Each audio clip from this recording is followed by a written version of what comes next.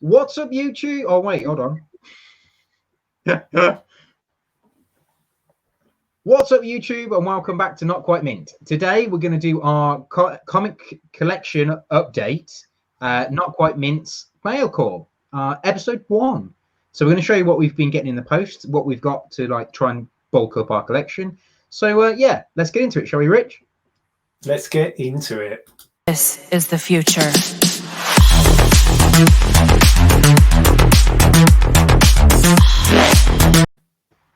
Oh, sorry. Cool, yeah. Anyway, yeah, thanks for coming along, guys. Yeah, so this is again another little bit of a new video that we're going to be bringing out every probably every week or so. Basically, just to update you guys on what we've been buying, what we've been adding to our collections, and yeah, it's just sharing with you guys the kinds of things that we collect, and yeah, we enjoy doing that. Sharing's caring and all that. It's been not as busy a week for me this week, I don't think, but I've got quite a couple of bits and bobs on the go. There's a couple of bits that I've just remembered that I sorted out last night and put in my collection, which is a couple of more Fantastic Four issues. Nice.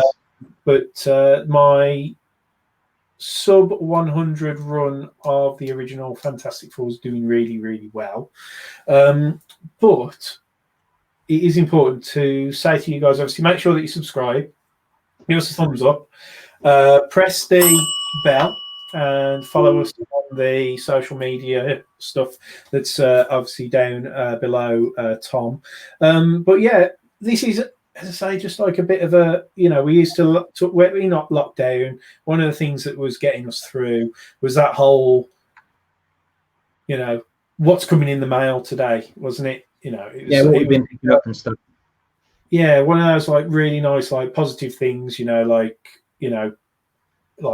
still been going to work all the way through this, coming back home after dealing with a load of crap, and then it was nice to be able to go on the internet at night, add to my collection, expand my reading, and do all of this kind of, have control over something. I think that was I totally agree, mate. I think that's what it was, isn't it? It's you have no control over anything else in life at this moment because of the coronavirus. That it was nice to have that option to spend a little bit of money and get some bits and pieces to fill out a new collection or an old one. Yeah, definitely. I think that's it. I think there's a big focus on what's new and what's hot and the latest spec and all that kind of stuff. And I'm not saying I'm not interested by that. I think our recent sort of involvement with looking at the Venom 25 and Venom 26 stuff with the keys and the first appearances on the cover and everything that's happened with Null, it's just been, do you know what I mean? It's been really exciting, that type of stuff. But filling in the gaps in our old collections has just been anything. And I think I've really doubled down on, understanding what my collection should be. Yeah, I think being in lockdown, looking at the collection you've got, going back through it, rereading bits, and being like, you know what, I didn't enjoy that much, so I'm not going to collect that anymore, or I'm going to get rid of that and I'll reinvest in something else. I think that's been for me, that's what it's been about, really. Yeah, definitely. I mean, I think both of us have had our collection of long boxes out the loft or wherever, haven't we? And we've been having a bit of a thin out through putting stuff on eBay and everything like that. So it's been really a quite cathartic kind of process, I think. And like you say, fucking definitely laser guided. I want to focus more on keys, more on series that actually mean something to me, that I enjoy, and go from there, really. So totally agree, man. Lead me on to two of my new pull list editions, and these might shock you, but two of the things that I've added is actually Amazing Spider-Man has made it back onto my pull list. Whoop whoop. So I've got issue 42 there. Haven't read it yet, but I think I've got that much that I need to read. So much to read for Amazing Spider-Man. That effectively was because I've done my gone through my long boxes, and I think I remember sending a couple of pictures of stuff to you and being like, I did not realise I had this much Amazing Spider-Man. But Yeah. when I thought about it, I think I had it on a pull list for about 7 years. So I had from about 2001. So I had issue 36. The famous black cover. I've got a couple of issues of that I found that I didn't know I had. I knew I had one. And the remark that's up in the corner over there, and then I've got issue around about the low 500s all the way up to and past 600 as well. So I was like, oh my god, I've got so much stuff. And I think the only thing that had put me off Amazing Spider-Man was how expensive the early issues are. Yeah, they're not cheap. So hence why I went down the Fantastic Four route, because I feel like they're the time to invest in probably X-Men and Fantastic Four is now. So obviously Fantastic Four has been my main sort of focus, obviously ever since then, but I've forgotten to pick up the Fantastic Four issues that I bought this week. But the second one is, I've added the Miles Morales Spider-Man to my... Very cool. Very, very cool. There's not that many in this video. I feel Miles Morales is more modern as a Spider-Man than Peter Parker is. Although Peter Parker is my Spider-Man, I love Peter Parker. He'll always be my Spider-Man. But for a modern day Spider-Man, I like that Miles Morales is with the times, if that makes sense. So as a character going forward, he's more relatable to people. Miles Morales, Miss Marvel, Amadeus Cho as the Hulk. They're kind of like your go-to characters for the generation and reading comics, which is great. I love that they're doing that. Good call.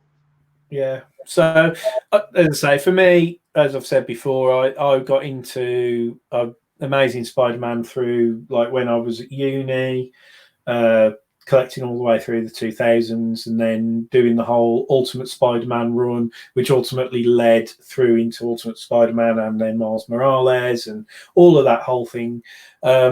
Never picked up an Ultimate Fallout 4, which is going absolutely mental at the moment. So I'm going to try and land on one of those, but probably won't be able to push for a near mint example, but try and get something that's, at least readable. So I've at least got it in my collection.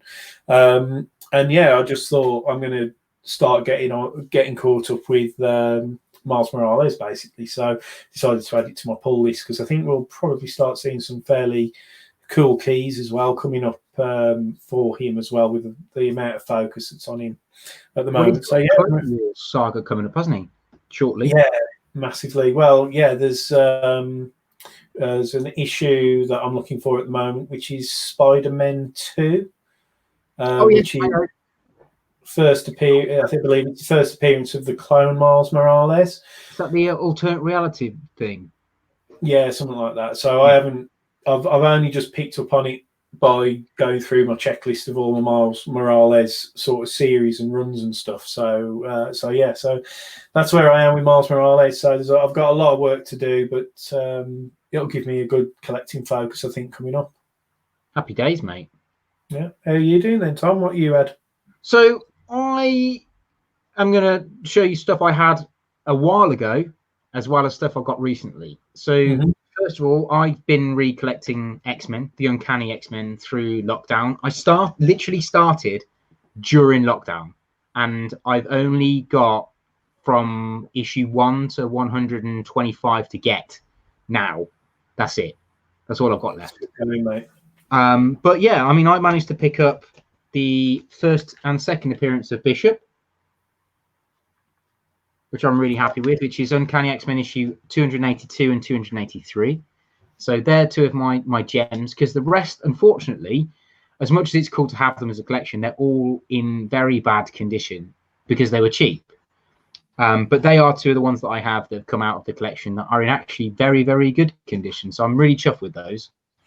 Yeah, was this the collection where you were saying that some of them were slightly water damaged? Was that yes, one? I've got quite a lot of them are water damage, and a lot of them have got folded corners. But it's more of a fact that I've now got them. If you've got the book, yeah, exactly. Yeah, totally, exactly the same with my philosophy with Fantastic Four. I want the book. I'm not bothered if it's a like a good, or like a porter good, as long as the cover's attached and I can read it, that's pretty much all I'm bothered about, really. So yeah, I mean, it's a 50 If year they're readable, they're 50 years old, these Fantastic Fours are, so it's mad. and your X-Men are going to be from the same kind of era. So I know me and you, we cannot wait to get out, hunting for, our sort of early X-Men Fantastic Fours. Yeah, and absolutely, mate. I'm so excited to just see if I can find. Do you know what I would like to find? Okay, because the earliest one I've got in my collection at the moment is issue 13, which is the second appearance of Juggernaut. I would really like to get an issue 12. And I don't want the facsimile one. I would like an original one, because it's not an unachievable key. Anything below that is quite unachievable cash wise, unless you're looking at, really bad, like unreadable versions. I think 12 is probably my most obtainable one if I could find it. Yeah, as I say, I'm not. For me, I think like the keys that I really want, I'd like to get Fantastic Four 48 and 49, but they're like very cool. £100 in like fairly average condition. 52 for Black Panther, I'd really like to get that. And then when you're talking like I think it's either 6 or 8, I should know, his first appearance of Doctor Doom, but again, that's a really expensive book. So those are the ones in my head that I'd like. I mean, obviously there's issue 1 and stuff like that, which is an absolute pipe dream, but like those are the ones that I think I'd like to, if I had those and all the rest of the non-key issues, which is not that many in Fantastic Four, I think I'd be quite happy with my collection. Yeah, definitely, mate. But I think it's gonna take time, and because I'm never going to get the first 100 Spider-Mans, for example. Yeah, I think that's right. What you said's right. It's going to take time to complete the collection, and I think the way I look at it, a lot of mine are in bad condition, but now I've got them, I can upgrade them. That's my idea. Is I want to have a decent collection, but not one that's going to cost me an arm and a leg and a kidney. Yeah, I mean, it's with me this month. Definitely, it's a watch this space, because if I just because of my renewed interest in Venom, and I've always liked Venom, and anyway, I want an ASM 300 because they're so stable at the moment as well. But I'm not going for a near mint one. I'd like, if it's a 5.0, a 6.0 in readable condition, very good grade around about that, but a good price. So probably talking £100 to £150 ish, maybe. I'd be quite happy to do that. And the same goes for Ultimate Fallout 4. I'm not aiming for the £250 near mint immaculate one. I want to be able to read it without worrying that I'm going to smudge something or take it from a 9.8 to a 9.0 or something. Do you know what I mean? Yeah. I want to get, and that's, as I say, same philosophy with Fantastic Fours. It's going to stay in my collection. Probably will read it, get it slabbed maybe in the next 12 months, having read it. It'll be my copy, my issue. And then, like you say, all I can do then is in the years to come is upgrade it. I think that's the way forward. Save up that extra £50 to go from a 7 to an 8 or an 8.5 to a 9 or whatever I end up getting. Next month, watch this space, because one of these mail days I will have an ASM 300, unless it goes. I might even get a giant size X-Men, mate. You never know. Oh my God. When the day that happens, mate, I will be like, I might have to turn myself this all off, because the screaming and shouting will be for phenomenal. I'd like I don't want you to open it though. I think when you actually have got it and it's there, we need to like record you. I feel like what I should do is start a little pot and give it to you. Yeah. And when it gets to the point where we can actually buy one, I'll let you buy it with my pot. Okay. And I won't know it's coming, and you can just say there's a package coming from me to you. Don't open it. Shit the bed. I think that's a great idea, actually. You should do that. Yeah, because then you can throw me off massively and send me two, but not one GSXM and then one really crappy comic. I can open it and be like, oh. I'll tell you what, if anybody's watching that and thinks that's a good idea, hit that thumbs up and tell us down below. Get that GSX1, the Tommy GSX1 pot. Yeah, man. Let's do it. Oh, man. That's such a good idea. Honestly, that is a good idea. We might be... Could be a good challenge. Might get there in 10 years. yeah, when we've got 25 grand. Well, you'd have to. I think it's like what you said, pretty much like me. I mean, a GSX1 is going to cost, like, two. Obviously, we'd be buying raw and then getting it graded, wouldn't we? Yeah. You're talking what, 300-400 quid even for a GSXM one, even if it's in like 3 or a 4. 3 or a 4, yeah.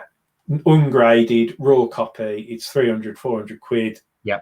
I still think we'd struggle to get one around that as well. So, whew, there you go, Tom. There's your challenge. You could do that, mate. You'll have to, I'll keep a little side pot. I'll just forward you 5 quid every now and then. I've got a spare couple of quid, Rich. Rich, I've got 10 pence. I'm going to send it over. Yeah, just do it. But I like that idea anyway. But yeah, I think next month, if I'm not sat in this chair and I haven't got an Ultimate Fallout 4 and a ASM 300 in some particular state, you might have you might end up with my Ultimate Fallout 4. I will be. Well, that's the thing, isn't it? I know that we're getting stuff sent off to be graded, aren't we? Which we'll do another video on next week. So do come back and watch that, where we're going to do a bit of a grade prediction type of thing. So I'll show the books. We're not going to show like mega detail, but we'll just talk about the books and just compare our sort of like grading impressions, because we've had them clean pressed.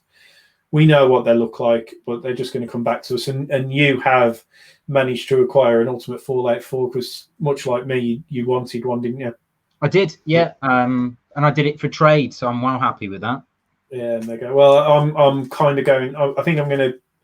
I've seen a couple of people online. I know a couple of like people who said that they've got one when I've expressed an interest in like that. Oh, I really want one or whatever. And I might see if there's anything that I can trade with them, or just try and negotiate a decent price. But as I say, I'm not bothered about condition, and most of the ones that I've seen are still like, people think they've got a 9.8 when they've probably got a 9, and I'm not paying over 200 quid for something that isn't immaculate. There's no point. So yeah. But right, let's get on with the rest of our mail, otherwise we won't keep it for much longer. But so I've got this part, which is a Star Wars part, and then I have got a little bit of an X-Men part as well. So I'll do this, and then have you got something to talk about? Then I've got one more after this, so yeah. So I do that soon. So I am obviously a big Star Wars fan, and we have had a new Dr. Aphra come out in the last couple of weeks. So I've got the new Dr. Aphra. But one of the things that I did manage to pick up, and it only cost me £5, which I think is really good, is this Dr. Aphra #1. So this is the previous version, or the first version, Volume 1, and it's signed by Kieran Gillen, and I think this is either La Rocca or it's somebody else, but I don't know who this signature is because it wasn't in the auction description. But I know that's Kieran Gillen's autograph, and yeah, it's just so good because it's got obviously Dr. Aphra, it's got a little horrible droids, the merge droids, and this, I think it's Black Carston or something like that. He's awesome. Yeah, badass Wookiee. He's like the alter ego of, well, whilst the droids are alter egos of C-3PO and R2-D2. Yeah. He's again the alter kind of ego of Chewbacca as well. Absolutely awesome run of comics. It's been obviously made into a Disney Plus show as well. Honestly, I'm really happy. I think I will send that to the CBCS grading myself. Oh yeah, I need to send some stuff to that. Just I don't really care what grade I get. It'll be like a 9.0 or a 9.2 or something like that. But just to get the signature verified and have that in the collection. So it was only that one. Marvel 1000 with Roberto Ramos on the front. Oh yes, please. Well, you've got the bomb diggy of Huberto Ramos covers from recent years, haven't you? So I do, mate. Yeah. Yeah. So stick with us. Tom might show it one day. Nah. But no, it's in a vault. But this one here, obviously, this is Darth Maul. It's the Christopher John Tyler cover. So action figure variants. Again, I have got a massive collection of Star Wars figures, and I just collect these action figure variants. Nice. I like that one. Yeah, well, it's Darth Maul 1. I mean, he's one of my favorite characters of all time. Period. From any universe. Yeah, it's not a mega rare variant, but I think I paid like £7 for that.